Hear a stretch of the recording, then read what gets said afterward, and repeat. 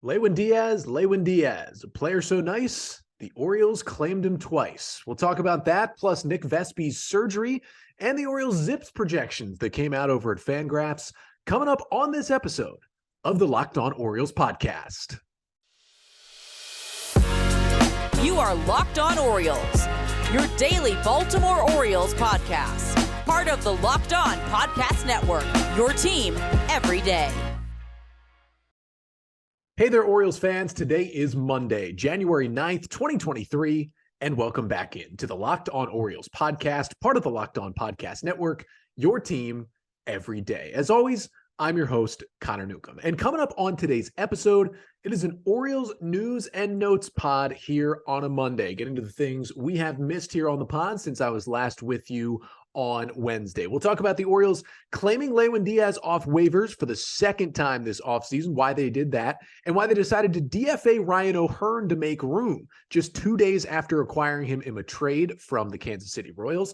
Then we'll talk about Nick Vespi, who had hernia surgery last week and could miss opening day, how that impacts the Orioles bullpen early in the season. And then the Orioles ZiPS projections are out at Fangraphs. We'll look at some of the most interesting projection numbers and some of the funniest player comps they had over at Fangraphs. But that's all coming up on this episode of the Locked On Orioles podcast, which is brought to you by BetOnline. BetOnline has you covered this season with more props, odds, and lines than ever before. BetOnline, where the game starts. So let's jump right into it. Orioles news and notes here on a Monday. Sorry, the schedule was a little bit whack on the podcast last week. Ended up recording Monday, Tuesday, and Wednesday, mostly because the Ryan O'Hearn trade was made on Tuesday. But generally moving forward, it'll be a Monday, Wednesday, Friday pod throughout the offseason until the O's get back to Sarasota and we get back to 5 days a week. Make sure to like and subscribe wherever you listen, and like, comment, and subscribe to the Locked On Orioles podcast YouTube page as well. So let's start with our first topic, Orioles news and notes. The O's making a roster move late last week, as on Thursday they claimed Lewin Diaz off waivers from the Atlanta Braves and designated Ryan O'Hearn for assignment to make room on the 40-man roster. The Orioles 40-man still sits full at 40 players. Now let's start with Lewin Diaz, because it has been a roller coaster offseason for the 26-year-old first baseman. Of course, Diaz, you've already heard me talk about him multiple times on this podcast. Well, that's because the Orioles already claimed him in early December and have already DFA'd him in late December this offseason. Of course, he's been in the big leagues with the Marlins since 2020, left-handed hitter in his mid-20s who is an elite defensive first baseman, but can't really play another position. And although he has some really raw power in his bat, and he showed it off in AAA for years, just hasn't been able to hit really at all in the major leagues. Last year with the Marlins, 58 games, 174 plate appearances, hit just 169 with a 45 WRC plus. He was 55% worse than the league average hitter in Major League Baseball last year. But he still has a chance to improve the bat. And again, the defense is very, very good. And the Orioles, it seems like, are kind of stockpiling options for kind of number two left-handed hitting first baseman to try and make this roster. Of course, they traded for O'Hearn. They have claimed Diaz again. They have Franchi Cordero and guys like Josh Lester and Nomar Mazara as well, kind of all falling into that mix for the Orioles. Now, in terms of Diaz, the O's bring him back again. It makes you think that the O's probably like him somewhat. And you can only like a player so much who hit 169 the previous season, but he's got the tools. He has a crazy strikeout rate, but when he does actually connect with the baseball, he hits it hard. He's got good launch angle numbers, hits the ball in the air, hits the ball out of the ballpark. He just doesn't make nearly enough contact. And again, he is, I think it's easy to say, the best defensive first baseman in all of baseball. But he just can't get himself on the field with a better team. I mean, really didn't even play that much for the Marlins just because the bat has been so bad. But the O's see something there they want to work with. Now, it's been a crazy offseason for Diaz. Here is the offseason timeline for Lewin Diaz. After a tough season with the Marlins, he was DFA'd by Miami on November 15th. A week later, November 22nd, claimed off waivers by the Pirates. But then the Pirates acquired two other better first basemen. They signed Carlos Santana and they traded for Ji-Man Choi. So on November 30th, just 8 days after he'd been claimed, the Pirates DFA Lewin Diaz. And then the Orioles jump in. Just a couple days later, December 2nd, the Orioles claimed Diaz off waivers, but then the O's needed to make a move of their own. And on December 21st, the Orioles DFA'd Lewin Diaz. Now, with Diaz on waivers, the Orioles were able to find a trade partner. And 2 days later, December 23rd, the Orioles traded Lewin Diaz to the Atlanta Braves for cash considerations. But he wasn't long for the Braves. Just 5 days after that, December 28th, the Braves DFA Lewin Diaz. And then on January 5th, he is claimed by the Orioles off waivers once again. So what an offseason it has been for Diaz. And here's the thing. He's probably not done being DFA'd. I am almost certain the Orioles are going to DFA Lewin Diaz again. To be quite honest with you, the next move the Orioles make, whether it's a signing, a trade, or another waiver claim where they have to put someone on the 40-man roster, which is currently full, most likely Lewin Diaz is going to be the guy who's DFA'd again because they've done it once and they're going to do it again. And you think, well, why are they claiming him if they're just going to DFA him again?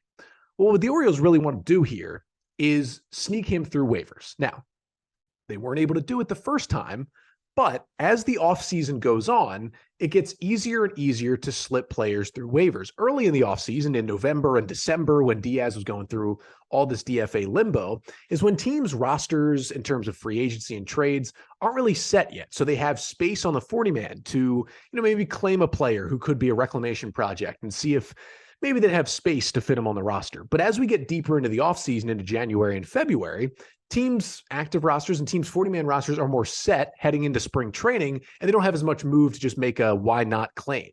Well, the Orioles' thought process, you would think, is, all right, let's claim him again. And maybe, in a couple weeks when we plan to DFA him again, we have to put someone else on the roster. Maybe by then, everyone else's roster will be so full that he'll slip through waivers, and then the Orioles would be able to assign him to AAA Norfolk, keep him in the organization, get him to spring training, and kind of work with him with the Tides to try to figure out what is going on with that bat. That is most likely the plan for Lewin Diaz. Now, the flip side of this move was surprising as well, because on Tuesday, the Orioles acquired Ryan O'Hearn in a trade with the Kansas City Royals for cash considerations. O'Hearn, another left-handed hitting first baseman who has been in the big league since 2018, and he was good in 2018 as a rookie and has been a really bad hitter since then for Kansas City. You can go back and check out Tuesday's episode for the full breakdown of Ryan O'Hearn. But the O's felt, solid defense, has a good bat. The stats late in 2022 got much, much better for O'Hearn in a Royals uniform, and maybe there was something there. But I did mention in that episode last week that O'Hearn was probably still going to be the next guy that was DFA'd because although, he would be owed $1.4 million next year and has been a big league player, the Orioles don't necessarily need that kind of, quote, backup first baseman who hits left-handed. It'd be nice to have that on the roster, but you probably want someone a little more versatile than O'Hearn or Diaz because both of them are pretty much first baseman. Now, O'Hearn can play the outfield some, and he's okay out there, but Diaz is basically just a first baseman defensively, even though he's very good there. So you'd like a better hitter and more versatility. These are just guys to try to get them in your system. So again, you're asking, why are the Orioles DFAing O'Hearn 2 days after they traded for him? Well, don't really think of it as a trade because when you look at what the O's have done, O'Hearn was DFA'd by the Royals. The O's then put in the claim, and then to make sure they got him, made the trade for cash considerations. It's kind of how those things work. Now, the Orioles also did the same thing with Tyler Nevin. Remember, they DFA'd him, traded him for cash to the Tigers, and did the same thing with Lewin Diaz last time. DFA'd him, and then traded him for cash to the Braves. So all that small amount of cash is just being kind of passed around. So you can essentially treat O'Hearn as the Orioles just claiming him on waivers, because really that's what they did. Don't really see it as a trade. And when you see it as a claim on waivers, it makes a lot more sense that the O's would just DFA him 2 days later. And the plan for O'Hearn basically is the same with Diaz. The Orioles would like for O'Hearn to slip through waivers, be able to get him off the 40-man, but keep him in the organization in AAA. He cannot refuse that assignment. He has to stay in the org. And then again, work with him to try and get that bat back, to have him be a potential bench, platoon, something option for the Orioles and the Bigs at some point in 2023. That's the plan for both of these guys, Diaz and O'Hearn. We'll see if O'Hearn does slip through waivers. I wouldn't be surprised if he gets claimed. I wouldn't be surprised if the O's traded him again. He's not an important piece. And that kind of brings me to the final thing on both these guys. I did my opening day roster prediction, my first one a couple weeks ago. Even with these two, I don't see either Diaz or O'Hearn making the Orioles opening day roster. There's a chance that both of them start the year in Norfolk. And maybe one of them or both of them could be in an Orioles uniform at some point this year, but I think it would take some sort of injury for that to happen. I just think there are pieces on the edges that aren't really going to factor in for the Orioles this year. But another guy who's on the edges of the roster, at least the active roster right now, is Nick Vespi. If opening day was tomorrow, it'd be a really tough call whether or not to put him on the opening day roster. But that decision may have been made for the Orioles earlier this week as he had sports hernia surgery on Thursday. So coming up next, we will talk about what a Nick Vespi absence could mean for the Orioles bullpen, especially early in the season. But first, this episode of the Locked On Orioles podcast is brought to you by betonline.net, which is your number one source for sports betting info, stats, news, and analysis here in January. You can get the latest odds and trends for every professional and amateur league out there. Really, of course, it starts with college football. The national championship game is tonight between Georgia and TCU. Get all the lines and the odds for that game at BetOnline. Plus, of course, you got pro football. The NFL playoffs starting this weekend. The Ravens get in. They'll face the Bengals again. Some good matchups Saturday, Sunday, and Monday. All the lines for every game at BetOnline. And then, of course, college basketball, the NBA, and the NHL all going on as well. And if you love sports podcasts, which I hope you do if you listen to this one, you can find those at BetOnline as well. They're always the fastest and easiest way to get your betting info. So head to the website today or use your mobile device to learn more at BetOnline, where the game starts. So the Orioles had some other news with their roster last week, not just claiming Lewin Diaz off waivers and DFAing Ryan O'Hearn, but they also got some news, or at least gave us some news on Nick Vespi in terms of an injury. As Nick Vespi underwent hernia surgery on Thursday. The Orioles said he'd be available, quote, early in the 2023 season. Now, it doesn't seem like they're worried that he's going to miss like a significant chunk of the year. But what that quote says to me is the Orioles have no way of saying for sure that he'll be ready for opening day, and that his readiness for opening day is probably very much in question at this point. Obviously, depends on how all, the rehab from the surgery goes for Vespi. He literally just had it a few days ago. But it is something to monitor because although Nick Vespi is not like a stone cold lock for the Orioles opening day roster by any imagination, he is very much in the mix. I mean, Vespi, the left-hander, made an impact with the Orioles last year. It was kind of an interesting spot where he didn't get added to the 40-man. They didn't protect him from the Rule 5 draft. It was almost for sure he was going to get taken. Then the Rule 5 draft doesn't happen, so the Orioles get to hang on to him. And they did get to use him in the majors. He made 25 appearances out of the Oriole bullpen last year in 26 and a third innings. Vespi had a 4.10 ERA with a 4.48 FIP, a 25% strikeout rate, which was above league average, and a 7% walk rate, which was below league average. He really did have a solid rookie season, albeit not a full season, out of the Orioles bullpen. Now, the big reason why that wasn't a full season is because the Orioles maximized the amount of options they could use for Nick Vespi, the new role that came into play this year with the 5 options for pitchers.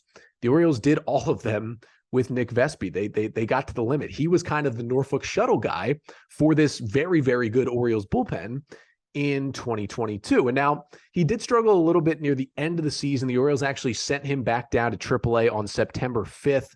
And he did not return for the next month, only came back up as the extra man on the roster the final day of the season, October 5th, when the Orioles had that doubleheader against the Blue Jays. He did come back up and pitch in that doubleheader to finish off his season.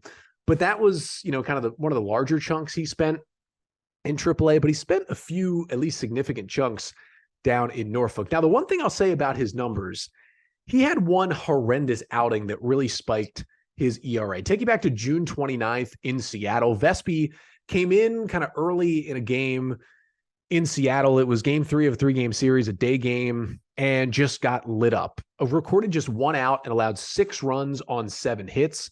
If you take out that one performance, Vespi had a 2.08 ERA in 26 innings this year as a rookie with the Orioles.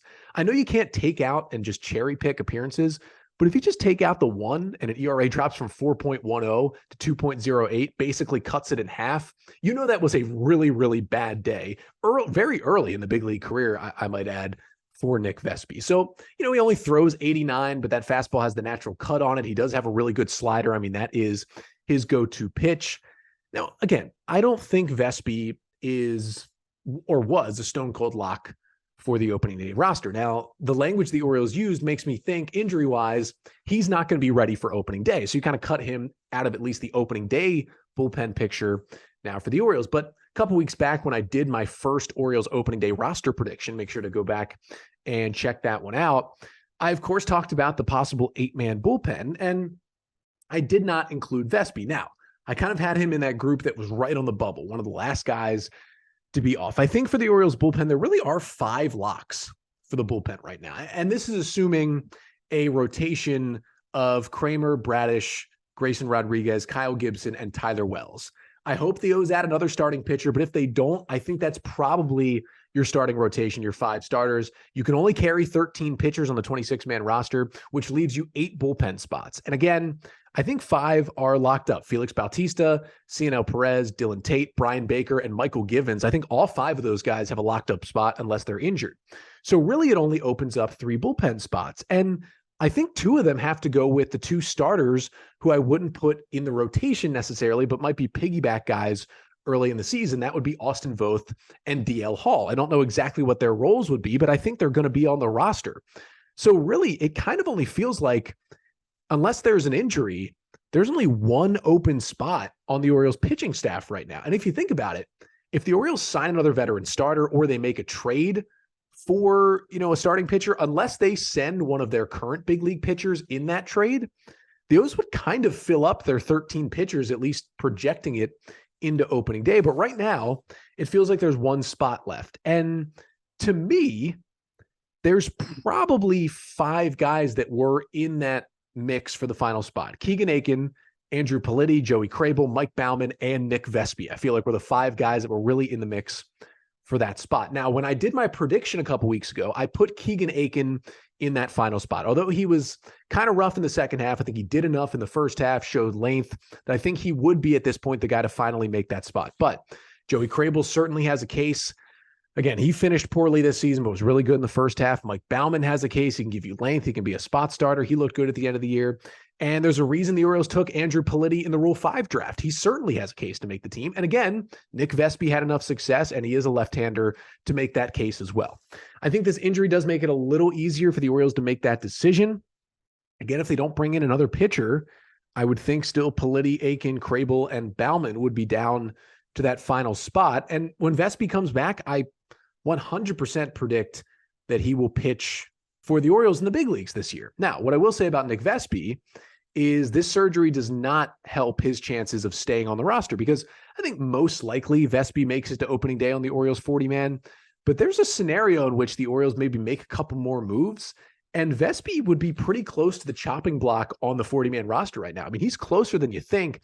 I would say Lewin Diaz is probably the number 1 guy on that list, but after that, I mean, you're looking at the Crables, the Vespis, the Spencer Watkins, the Bruce Zimmermans of the world potentially after that. So, he's a little closer than you think. I do think he'll make it to opening day.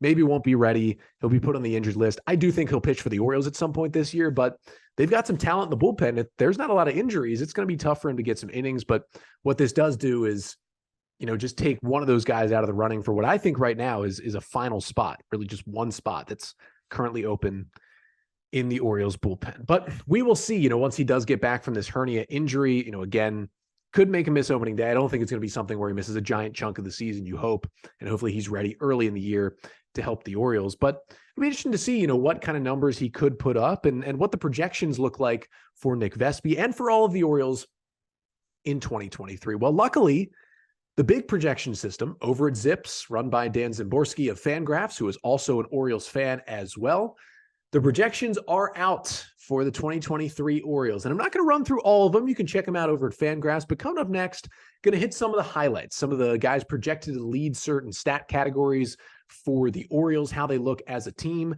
And ZiPS also makes near age comparisons for the current Orioles players to former Major League Baseball players and other current players as well. Just wanted to point out some of the ones that were cool and some that made me laugh as well on those ZiPS projections. That's all coming up next.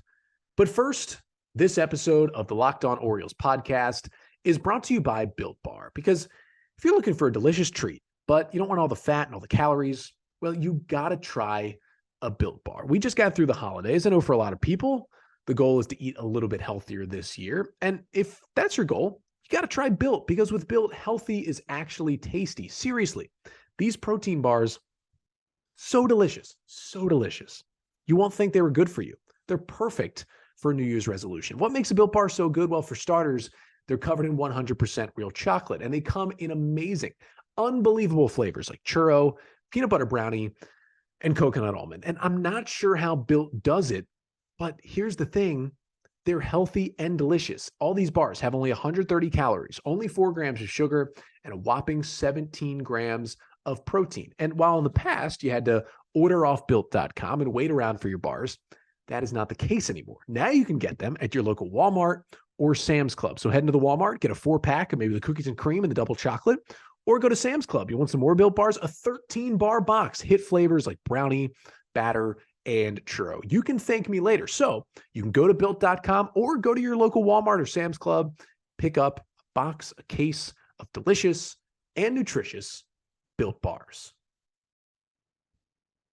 So we're back here on an Orioles news and notes episode, finishing off the pod here on a Monday. And wanted to talk about these ZiPS projections that came out for the Orioles last week. Now, the ZiPS projections done by Dan Szymborski, who is the projections man over at Fangraphs, also is an Orioles fan. So, he is not, going to put any extra bias. Not that he's putting any bias in projections. They are literally fully numerical projections, but these are closer to his heart when he does the Orioles projections. Now, ZiPS does these projections every single year. They break it down team by team, and it's always really interesting to get a look at the full projection. Now, I'll put a link, in the podcast description of this episode if you want to go look at the full write-up and the full projections. But there were some cool numbers I just wanted to point out from what ZiPS is projecting the Orioles to do in the 2023 season. And it starts with, here's some of the offensive leaders. It projects Ryan Mountcastle to lead the team in batting average at 269.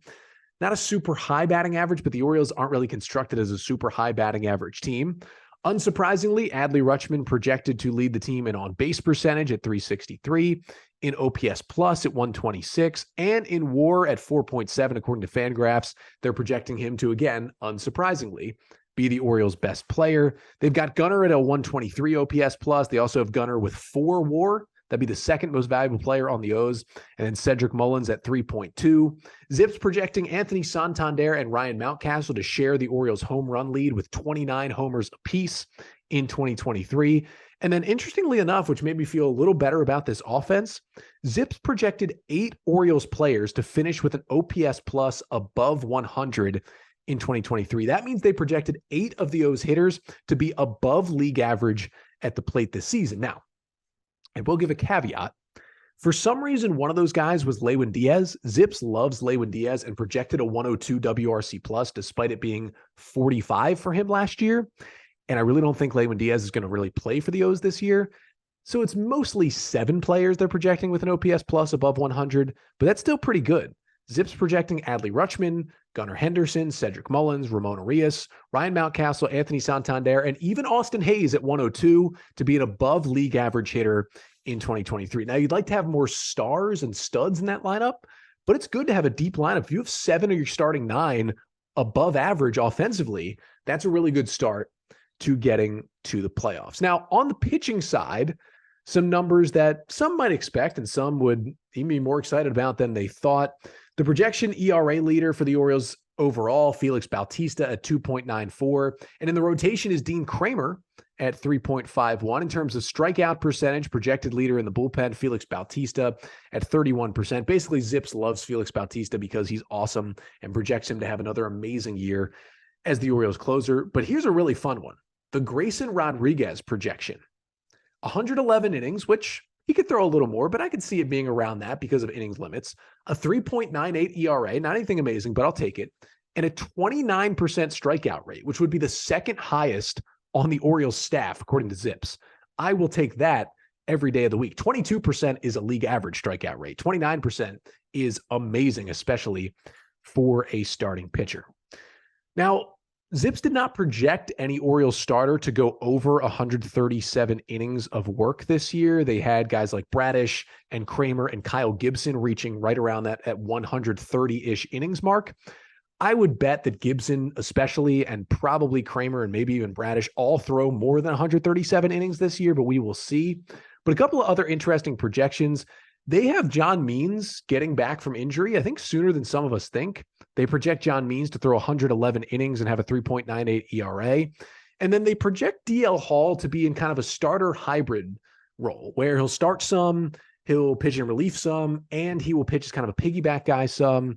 They have him with a 4.14 ERA in 87 innings this year for the Orioles. So those are just some of the interesting projections from ZiPS. Here's the fun part. ZiPS for every single player that could even sniff potentially the major leagues for the O's this year. So 40-man roster guys, minor league signing guys, and guys that are in the minors and are prospects, but are, mostly in AA or above. ZiPS does projections. It also does player comps, where it does a age-wise player comp. So it's called a near age comparison. So comparing it to other players, both historically and in the game now, in that same age as the player they're being compared to. So, for example, I'm going to start with one of the funnier ones. Anthony Santander. His projection and comparison was Jay Gibbons, which was honestly hilarious. And it's not just Orioles specific. It's to all players that have ever played. But the fact that it was Jay Gibbons was just fantastic. Joey Ortiz got a Didi Gregorius comp. Pretty interesting. Felix Bautista was the most exciting. They actually project 3 different players for each guy. Felix Bautista's 3 players were Trevor Hoffman, Goose Gossage, and Cody Allen.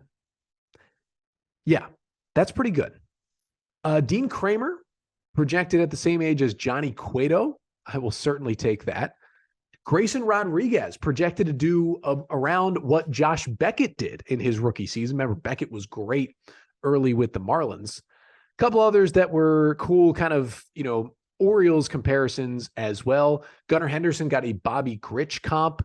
Kyle Gibson got a Mike Boddicker comp. Tyler Wells with a Pete Harnish comp. Michael Givens got a Kevin Gregg comp, which was hilarious. And Dylan Tate got a Jim Johnson comp as well. And then one to finish it off with, which was just incredibly random. Drew Rom got 2 different comps, which were kind of hilarious. One was Jamie Moyer, and the other was Tommy John. No, not saying he's going to get the surgery. Literally comped him to the baseball player Tommy John that the surgery was named after. Again, this doesn't mean those guys are going to have the same kind of seasons, but it's always fun to look at those comps. And, some of these made me chuckle. I legitimately laughed out loud at Anthony Santander and Jay Gibbons. It just brought back some positive, some negative Orioles memories, and just made me laugh thinking about Jay Gibbons as well. But hey, the Orioles certainly overshot the projections and expectations in 2022. Maybe they can do the same thing again. The thought across the board in general from the projections was the Orioles could use another starting pitcher. That was kind of the number one takeaway. And I think that's most of our number one takeaways at this point with the O's. But that'll do it for today's episode. Plan is to be back on Wednesday, back to that Monday, Wednesday, Friday schedule this week, unless some Orioles news breaks. But we're going to get to our Baltimore Orioles trade targets series here on the pod, where recently we've talked about the Marlins and maybe have some trade targets for the Orioles. The Mariners maybe have some trade targets for the Orioles when it comes to starting pitching. We're going to talk about the Milwaukee Brewers coming up on Wednesday. The new host of Locked On Brewers will join us for this one. We're going to talk about Corbin Burns, Brandon Woodruff. Could the Orioles go get them? But maybe some more realistic guys, like are Eric Lauer or Adrian Hauser potentially available for the Orioles in trade? Maybe not the sexiest guys, but 2 guys that would upgrade the Orioles rotation heading into 2023. But that's all coming up on Wednesday's episode when I return. Until then, I'm Connor Newcomb, and this has been the Locked On Orioles podcast, part of the Locked On Podcast Network. Your team every day.